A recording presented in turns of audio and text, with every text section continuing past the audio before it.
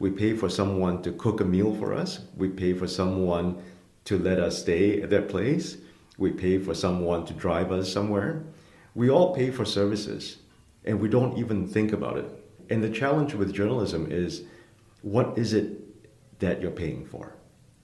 What do you get out of it? What do we get out of good journalism, and why should we pay for it? That's a million-dollar question from Alan Soon, co-founder of the Singapore-based Splice Media.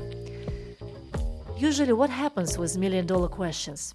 Right, they never get answered. On this podcast, though, Alan does answer this and many other questions.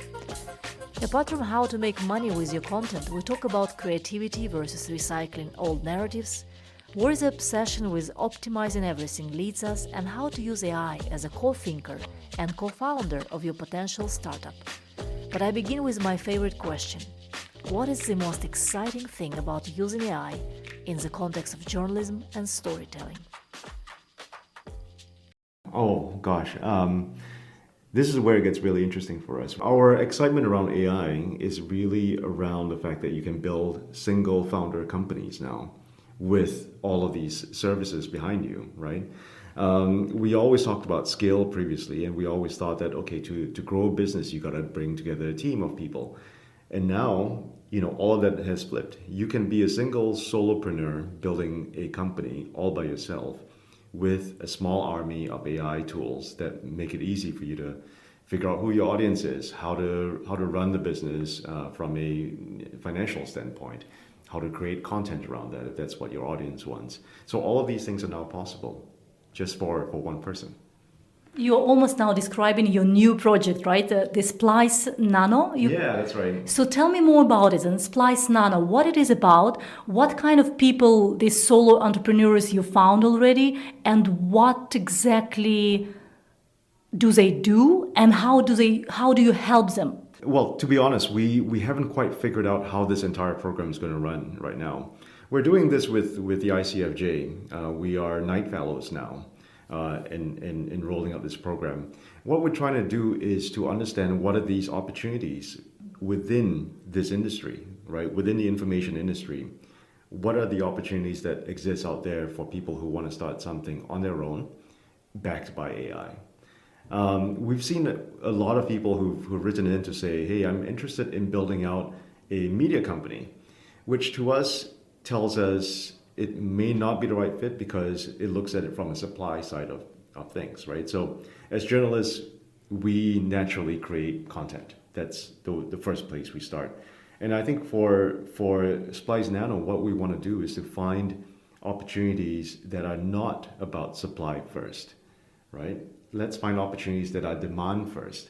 How can we use AI to look for business opportunities that currently exist out there, that are currently underserved? Right. So where are these gaps right now in terms of information that people need, formats in which they want it, and how to build something like that together, right? So we've got some really interesting ideas, but for the most part, we've seen a lot of traditional kind of supply side thinking around this stuff, which is things we're not totally interested in. You work a lot with journalists, and especially in Southeast Asia, right? What is your observation? So when it comes to AI and using AI in a storytelling context, what is their train of thoughts? How do they think basically around it? When they choose, okay, we want to use AI tool, do they think about optimization, saving money, saving time? Do they think about their audience, the purpose of their media? What do they think about? Yeah, I think right now the challenge here is that we're at such an early stage of this AI revolution that everyone is just focused on the generative AI things, right? So a way to create articles, a way to create photos, a way to create videos and audio and all that. So much of that, again, for us is a supply side solution, right? So a lot of newsrooms currently think about this in terms of how do I create more content? Instead of asking themselves, where is the demand for this content? How do I use AI so I can get a deeper understanding of what audiences want of us as a company? This is where I think the thinking still needs to go. As an industry, we've never been good at figuring out why people want things. or what exactly do people want of us? And I think now here's the opportunity, right, to deeply understand where these options are for us as an industry. The problem with the media industry today is that we're just focused on creating content. No one wakes up in the morning wanting more content, right? People wake up in the morning needing to get stuff done. Whether I send my kids to school, what are my healthy options when it comes to lunch today? How do I live a better life? How do I make better financial decisions? Like, people wake up wanting to get these things done. And as an industry, we've never really understood that, right? It was always top-down, supply-side economics. Here, we are the big publisher, we're giving you content, and therefore you should want it. And this has always been the challenge of the last 10 years. The internet works in a whole different way. And the internet's always demand-driven. It's always interest-based, right? And people go onto the internet wanting to accomplish very specific things every day. And this is what we still don't understand as an industry. People get their Google Analytics dashboards and they think, okay, I have a good understanding of these numbers. But all you really understand is traffic. Where does the traffic come from? Where does it go?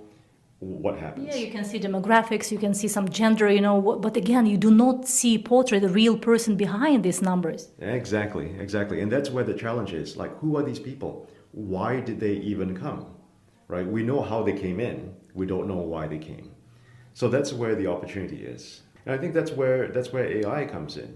How do we get a better rounded view of what people want and need? How do we ask them in a deeper way, what is it exactly they're looking for, and how do we serve that? The challenge here is that we always start by believing that content is what people want. So that's always been our default position as journalists. And sometimes that's not what they're looking for. Sometimes they're looking for a community to talk to. Who else can I ask for financial advice? Who else is trying to raise young children and therefore need very specific services around them? How do we find these people and how do we serve them better? Instead of just giving them an article, they read it, maybe, and then they're gone. It's interesting because we had these discussions, I think, years ago, before AI, before ChatGPT arrived and all that. And at that time, we would have tools to look at the way people read or watch videos, where they stop, where they spend more time and all that. And even that doesn't give us an idea why this person is there. Okay, he or she watched a bit deeper here. So yes, but what you just said, so we need to really understand the needs of people who come for some sort of content. Maybe they don't come for content, maybe they come for expertise or community. But then we become, in a way, as a media company, you transform into something else, right? You're not only a media company, you're almost like a community building something. The whole nature of journalism is changing then. The challenge is that when you turn on your TV these days, or you go on your phone, you've got all these notifications. You have so many options now as a consumer, right? So understanding the consumer deeply is the only way that you can stand out, because the moment you unlock your phone, you've got 100 notifications, emails to look at, let alone going to YouTube and then finding a whole universe of other types of content. Every single business needs to understand why it exists, right? And I think in a lot of newsrooms, that is a real challenge. They don't know why they exist. If you're asking people to pay for journalism, they're not going to do that, right? Because firstly, they don't know what it means. Secondly, they don't know how it affects their lives. I can see the value in journalism as a practitioner in this space, but you ask anybody on the street, please pay for news. That's a very hard sell. And I talk to lots of 20, 25-year-olds, not only in Europe, but in Africa and in Middle East as well. And when I ask them whether they're ready to pay, they are ready to pay. And they're paying for content, but mainly the content they're paying for is like Netflix or Spotify, so it's more entertainment. And yet they would say, if YouTube would become behind the paywall now, yes, we're ready to pay for certain things. So people ready to pay, but you really need to convince them why. I think, this is the one thing that we come across all the time. When Rishad and I run these workshops, This is the one thing that everybody tells us. No one wants to pay for news in my country, right? This is the same thing we hear everywhere we go. The fact is, we all pay for stuff every single day. We pay for someone to cook a meal for us. We pay for someone to let us stay at their place. We pay for someone to drive us somewhere. We all pay for services, and we don't even think about it, right? And the challenge with journalism is, what is it that you're paying for? What do you get out of it? And you are helping your clients, so as a journalist in newsrooms, to find the answer to this $1 million question. What exactly are you asking your audience to pay for? One of the, probably, it's not the only, but one of the questions you're helping them with? Yeah, exactly. What people buy is very different from what people get and what people want, right? So it's so for example, you could buy a Rolex, but you're not buying it to tell you the time, because there are other ways to tell you the time these days. You're buying it for a reason, and to really understand exactly what that reason is allows you to go 2 levels deeper. So going back to journalism, what is it that people really want from you? Do they really want another article? Do they want another podcast? Do they want another video? But what is it that these things do for them? That's where we want to get to. How do media companies you work with, how do they deal with ethical implications around using AI? And I also wonder whether kind of European approach is different than here in Asia. So what are your observations? The challenge with AI is that there's so much focus on the generative side of things. So newsrooms think about it from that perspective. First of all, is this credible in front of the audience? That's the number one thing that they want to talk about, which is important, but it's not the only thing, right? So it's easy to create policies around these things where you say, okay, if we show you an image and if it's been edited or transformed by AI, we will let you know. So those are things that exist, and that policy is easy to implement. I think the harder part around this stuff is, how are you training these models? Are you building your own models in-house? And if so, what kind of meat are you putting to the sausage, basically, right? And how can you distinguish what you have in that sausage from everything else that's out there? So I think that's where that challenge is, and I think newsrooms are starting to experiment with some of this stuff to see what can they feed into AI and what can they train their models on. Alan, so one of the most interesting debates around AI, for me at least, concentrates on the issue of creativity and meaning. Will generative AI spark a revolutionary wave of creativity, or on contrary, it might hinder it by depriving the existing artists and content creators of stable incomes? What's your take on it? I'm not sure if it's binary. I think every time you have something like this happen, you have the opportunity of creating new markets, a new class of creators, a new class of entrepreneurs. I think the challenge here is really, going back to that sausage analogy, what kind of meat have you found to go into that sausage, right? And that's where that challenge is. Now, it's very hard then for creators, influencers, for example, or even journalists to say, oh yes, that was my fact, that was my piece of royalty, if you will. This was, something that I own. I think that's where the challenge is, how to ensure that AI training is done in a way that is traceable. You want to be able to recreate that sausage to see what went into it and where it came from. I just read the recent article in the New Yorker, which made me think and rethink, and I want to bring it up now. So the article was titled, "Why AI Isn't Going to Make Art." Maybe you've read it. Argues that to create a novel or painting, an artist makes choices. I'd say when you write an in-depth feature or do an investigation, it's kind of the same. So you make tons of choices while you are investigating or you're writing your piece. So not only writers are skeptical about generative AI. Goldman Sachs released a report titled "Gen AI: Too Much Spent, Too Little Benefit?"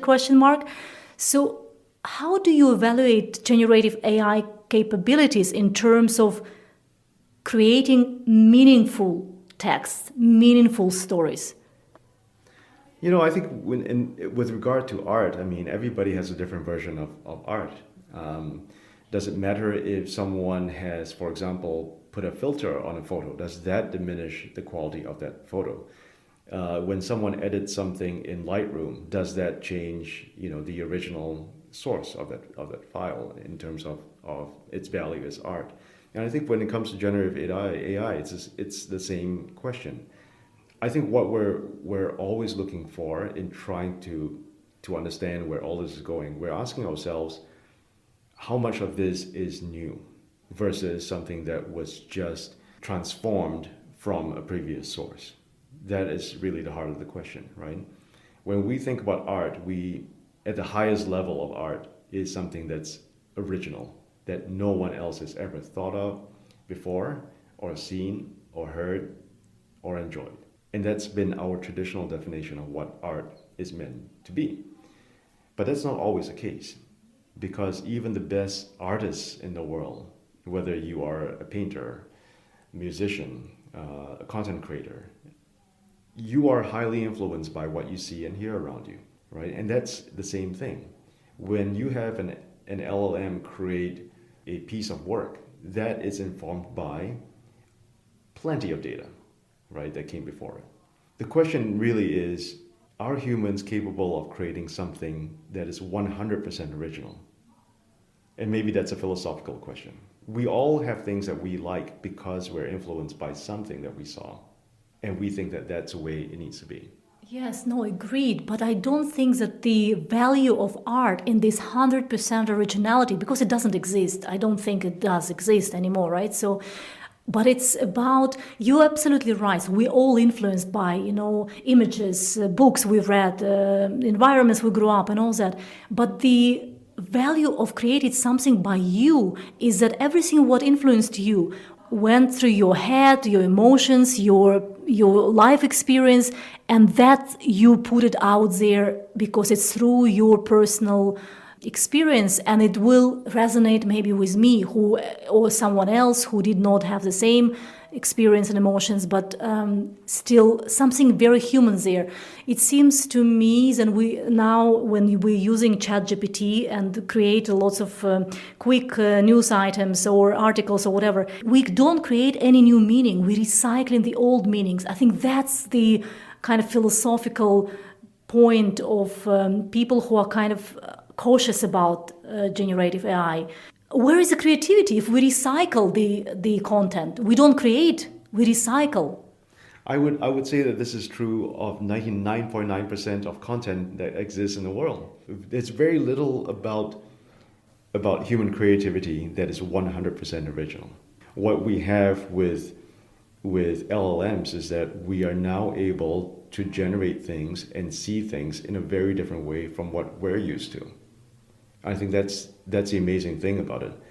Anyone who's played around with LLMs in trying to, say, take apart even an interview like this, generate a transcript, and then from there find 2 or 3 questions that we could have gone deeper into. Like, all of these things are possible. And we actually fed this interview to Claude. And Claude suggested we deepen our discussion with at least 3 more questions. A week after we met with Alan in Singapore, we decided to do a follow-up, and I asked Alan the questions suggested by Claude. Just 3 questions. So AI brought us back. AI thinks that if I ask you these 3 questions, we can deepen our conversation, which we had face-to-face in Singapore. I've chosen 3 questions which I thought, yes, I would actually like to hear your answers on these 3. So first is measurement of AI impact. How can we actually effectively measure the impact of AI on journalism, particularly in terms of audience engagement, revenue generation, and credibility? I think those are really hard questions. But I think one way to think about it is, does it make our jobs easier as journalists, as content creators, and information producers? Does it help us save time? Does it allow us to go deeper into a story that we would otherwise never have done? If it wasn't for AI, you and I would not be catching up right now for for a second round, right? So obviously, you and I saw something really helpful that AI told us that we should double down on, and that kind of makes sense. You could apply the same with an interview that you're setting up with a president, for example. You're able to quickly go through all of the legislation that were passed, in the past, say, 6 months, and then figure out exactly what the president has done, and to go deeper on that. All of that you could do in less than 10 seconds, right? So that's an incredible time saver. It also means that you can go deeper on stories as well. So maybe that's the measurement that we should be looking for. Does it really help us uncover more interesting angles that we never saw before? Does it allow us to go deeper on stories than we've ever gone before? And also from a business perspective, does it allow us to reach audiences that we didn't know that were out there, because we didn't know where to look and we didn't know how to target them? And now, with the help of AI, we should be able to do that in a much deeper level. And do you think that, in a way, maybe we can't measure directly audience engagement and revenue generation, but things you just mentioned, then the audience engagement and revenue could be just side effects that we can go deeper into stories. We could take in consideration different perspectives on the story. This is your thought, or or we still can actually improve our audience engagement thanks to AI as well? Yeah, I think when we say audience engagement, maybe one way to think about it is: are we creating content today that's really useful for an audience out there? Are they able to take that information and use it? Do they find it helpful? Do they find it valuable? And if so, is it valuable enough for them to pay for? Right. So that's the way I would look at the quality of the information that's being created out there. If we're not creating information that's useful, that's helpful, that's relevant, that's valuable, then what's the point? With AI, we should be able to uncover a lot of these things at a much deeper level. We should be able to say, okay, if you were a single mom living in Jakarta today, what would be some of the things that you'll be looking for in today's education bill, for example? Those are things that are really important that we've never ever had the opportunity to think about before. The other aspect AI suggests we kind of deepen our conversation, and I really felt that, yes, I kind of missed that question in our first round, is future of human journalism. So given the increasing capabilities of AI, so what role do you see, and I have to say now, for human journalists in the future? Because probably there would be AI journalists in the future as well, right? How can us as human journalists, how can we best leverage the AI to complement our skills? I think we are already doing it. I think a lot of people have started to experiment with some of this stuff. And, like the examples I was giving just now, being able to quickly dig through, tons of PDF files, to uncover new angles that were not discussed before, ideas that we never talked about before. I think those things are possible now, more than ever. And I think one of the other interesting things about AI is that this is not a tool in the traditional sense. This is not an automated tool like a washing machine, for example, right? Where you say, if I do this, therefore do this for me. I think with AI, you have a very different level of interaction. You have agency on the part of the bot. So in other words, the bot is able to make decisions for you based on what you told it to do. So if you were to say, I'm an investigative journalist, I'm looking for environmental corruption, where do I begin in an article like this? Or, given these 5 PDFs that I'm going to feed you right now, tell me what are 2 or 3 things that have been missed by journalists. Is there no danger outsourcing thinking to a chatbot? So what about our own brains? And we're supposed to come up with these questions and answers ourselves, no?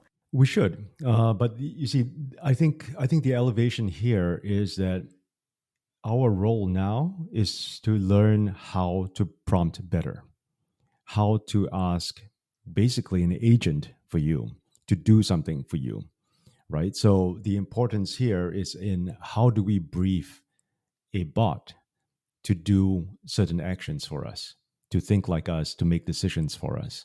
I think that's where that challenge is. I think 10 years from now, that would be a core job function in every single company that's out there.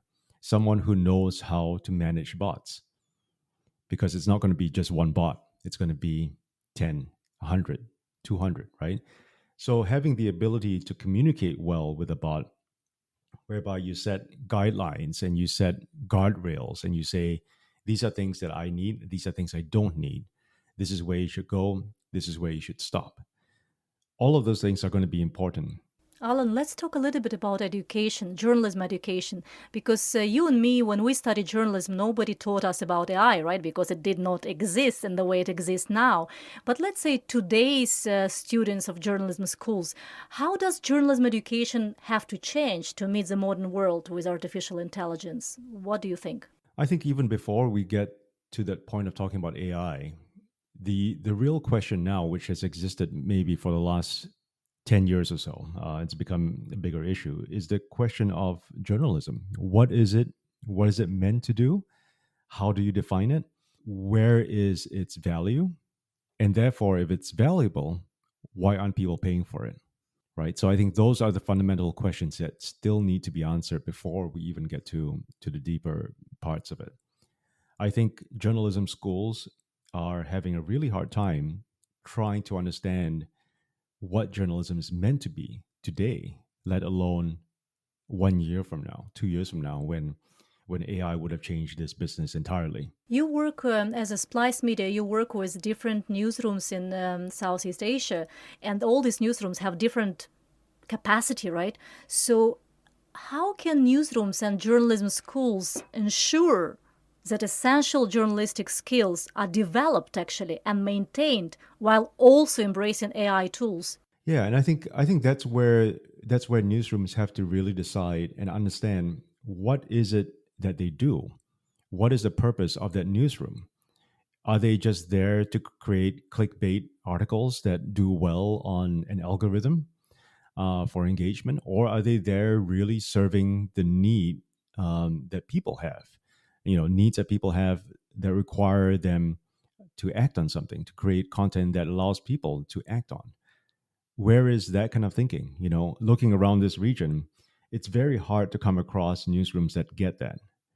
So much of what we've seen at Splice around this region, so much of this is still about making sure that you're creating content that people click on and therefore deliver an ad impression on. That's the way mass media has always worked. How do we create a piece of content and then throw 100 million eyeballs on it so that the advertisers will be happy? That's always been the model. And then with the social era of Facebook, Instagram, YouTube, TikTok, it's become a very different thing. It's become about a question of how do we create this so that people engage with it. And by engagement, we mean likes, reshares, comments. Everything has been turned into an emotional response.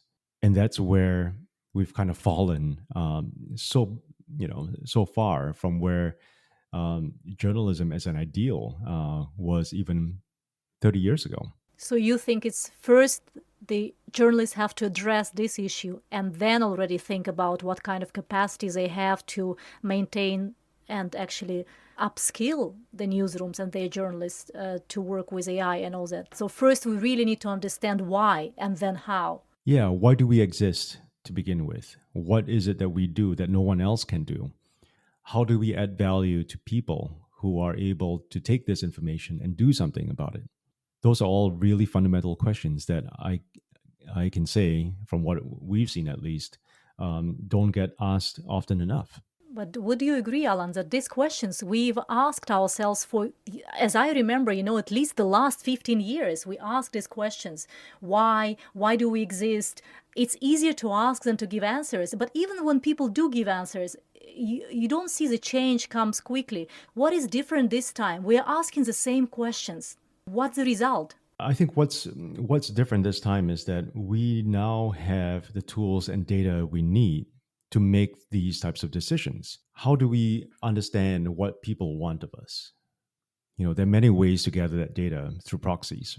We know exactly what people need to get done every day. We know what people buy every day. We have a really good idea of why people buy these things, how they made those decisions going into that. So there are many proxies for us to understand these things. But very often, because we've been schooled in this style of journalism, we've never really cared about these things. And this is a time to care about these things because it's kind of crucial and essential for survival as a business model. Yeah, that's right. The business model is one side of it, right? Because the business model has always been advertising, and we've seen how that has collapsed. But also, we are at the point, in fact, I would say we have gone past peak content. None of us needs another piece of article every single day. We have so many things to read, so many subscriptions that we've already paid for. So no one wakes up in the morning thinking, "Oh, I need another piece of content," right? And I think that's really fundamental. It's way past that time now, right? So, and I think that's where that struggle is. We're still trying to force fit a whole bunch of old ideas about how media works into what we think is right. Are you generally optimistic about the developments of AI in journalism and the way we journalists use AI? And if you are optimistic, what does give you this optimism? What kind of experience, what kind of observations give you this kind of optimism? Yeah, so from the perspective of what is a two-person company, Splice Media, we have been able to do a lot because we are small to begin with. So decisions get made really quickly. And now with AI is basically our third co-founder because now we have someone to bounce off, another person to bounce off. We have different perspectives because we ask for different perspectives. And so we get different perspectives from this third co-founder. This third co-founder is also able to do a whole bunch of things like create the content that we're looking for, whether it's a short article, whether it's a brief headline, whether it's an image. And we think very often, if we were 100-person newsroom, shouldn't then this become 1,000 times bigger and more powerful for them? So that's the optimism that we take, right? We have seen so much about what's possible out there. And because of that, because we were also able to adopt a lot of these super quickly, we see the opportunity. And it makes us really wonder, why isn't everyone else out there playing around with this stuff and experimenting so that they have a stronger view of what it can be and what it cannot be? And I think the important thing for all of us is to really imagine what would be the best use of humans 3 years from now in this space of journalism. I love your idea how you call AI now co-founder. You said it's co-thinker for you, but it's also even co-founder. Amazing. Be aware, Alan, one day AI will knock your door and say, give me credit, put me on all the all the promotion and everything that I am a third co-founder of your company. That's true. And, it'll probably take over the company as well. And they will probably say, enough of these two humans. Let's figure out a better way forward. Now we jump back to our face-to-face interview recorded in Singapore, and I share with Alan one more, or maybe two things that bother me regarding AI. The other thing, which kind of bothers me, I wonder how do you take it? So, because the most frequent word I hear in newsrooms and boardrooms alike is optimization. So what is your kind of take on that? That we want to optimize a lot and optimize ourselves, our time, our content, and maybe we're losing something by optimizing because life is not only about optimization. Sure. For the same argument, I did not learn how to sew this shirt.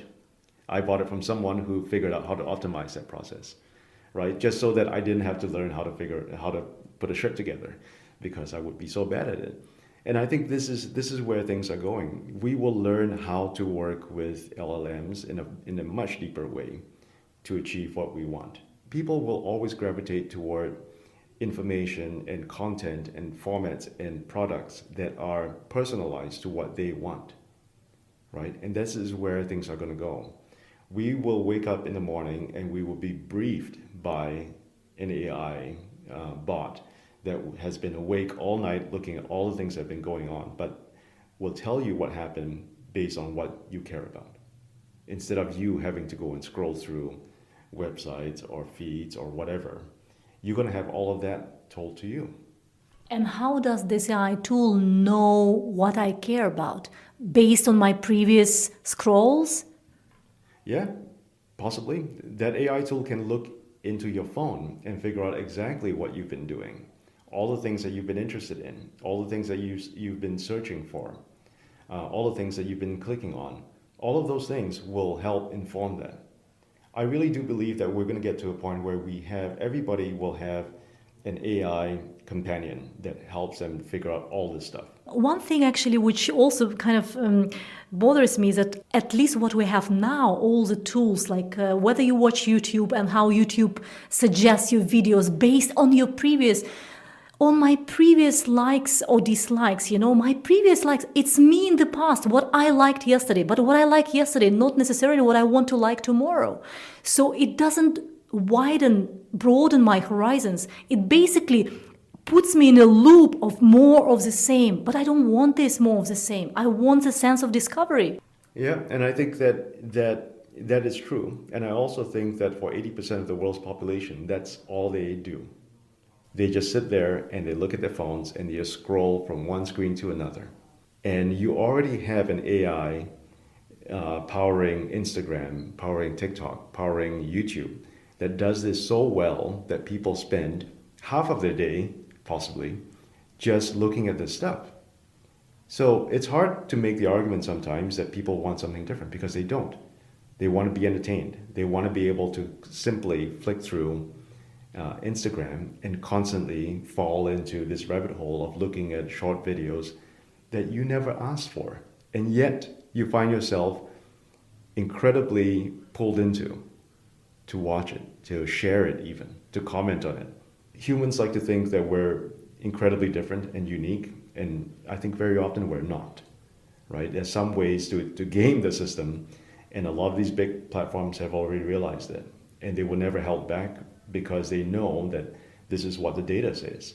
If you show people a short video that 5 other people saw and liked, there's a good chance that you will as well. I understand what the platforms like TikTok and Instagram, they earn money, right? They give us more of the same. We scroll, we spend more time. This is how we're just there on the platform. But as a good quality journalist, I'm now talking with my head of ex-BBC journalist, we were always thinking like, okay, yes, we see that certain articles or certain videos people don't click and don't read too much, but we think it's an important issue. We need to bring it up. We need to talk about it. So what is your answer to that? How do you advise your clients and journalists and newsrooms? So how to go about that? Yeah, there are a few ways to think about this one. Ultimately, the question that you're asking is, what is the impact of that work? And if you're talking about your random piece of article that you're creating only to get clicks. You're getting clicks because you want to sell an ad on that. That's very often what 80% of newsrooms think about. How do I get more traffic so that so that people see more ads and I can make more money? That's always been the model. It's been the model for the last 60, 70 years. The real question that I think you're trying to get at is, how do we value this work? And how do we know that it has had an impact? If you are investigating corruption at a government agency, who needs to see that article before action is taken? So then it becomes not a question of how many clicks do you get, but who exactly is going to be the one that is in a position to hold a government official accountable. So that is where that thinking needs to change. Because if you're not going after 100 million views, then does it matter? Why not just take that information that you found and give it to the police and let them do their jobs? I just wanted to share with you a thought from an Indian writer, Amitav Ghosh, and let's think together about this. So the quote is, what the earth is exhausted of is not its resources. What it has lost is its meaning. This is a great burden that now rests upon writers, artists, filmmakers, and everyone else who is involved in the telling of stories. To us falls the task of imaginatively restoring agency and voice to non-humans, end of quote. That we are losing meaning, and kind of generative AI is accelerating and making it happen even at a greater speed. Do you see it that way, or you see it completely different? Again, it's how you use the tool. The challenge here is that we're assuming that life was better before AI, life was better before, the internet. And I don't know if that's necessarily true. For example, people have been saying this about Netflix for a long time, that why would you go and pay for this service when you can just watch regular TV and have a more wholesome view of the world, which was only one perspective. You can go on Netflix and you can go on YouTube and find all sorts of different variations of whatever you're interested in. And why wouldn't you? People have said this about the music industry as well, of how music is dead. And yet, someone like Taylor Swift is selling more than anyone else who's come before her. Creativity is not about being 100% original. Creativity is your ability to take ideas and further them. The challenge here is that we are defining this in very, very limited terms. We are going for 100% originality. And we're making the assumption that humans have always had original thought. And we don't. I think a lot of civilization has been told that the value of you as a person is in that you are 100% unique. And that is absolutely not true. No, I agree. It's not about 100% originality. And I absolutely, to make it clear, that I am not against, and who cares whether I'm against or not, AI. It's a reality. It's inevitable. It's happening. I want us to be critical about how it develops, how we can influence the tech guys to change the direction of development of AI. Because there could be different paths, and we are taking now the path more of the same. If you like this, I will show you that. But I want the tool to help me to broaden my horizons, to bring to my attention something I might have not come across myself, but I would like to. Alan, thank you so much for this conversation. And I would like to ask you some blitz questions. So it will be a short question, and I would like to have a short answer. So, what are your 3 dominant emotions about the rapid development of AI? Curiosity, and a little bit of anxiety. What is your most exciting AI-related project? If you put it now in one sentence, what that sentence would be? AI as a co-thinker, someone who thinks with me. The future of journalism, how would you describe it in 3 words? User-based, demand-driven, and niche. Is there anything I did not ask you, but you felt like, it's important to say and I would like to actually say it? That's also a hard one. I think the question is, what is the purpose of journalism today? And what is that purpose of journalism 5 years from now? I don't have the answers. It's true. It's almost like the purpose of our personal lives, right? Every time we need to reevaluate. What's the purpose of your life today might be completely different in 5 years. Same with journalism. Alan, thank you so much. I really appreciate your time, your thoughts, and your energy. And thank you for yours. I hope you enjoyed this episode of AI Fluent with me, Ilona Vinogradova, and feel a bit less alone in your everyday newsroom struggles. This podcast was produced by Love & Films Pro Media Lab. If you would like to hear more, please subscribe wherever you listen to podcasts. I hope you'll join me next time. Until then, take good care of yourself and remember, your stories do matter.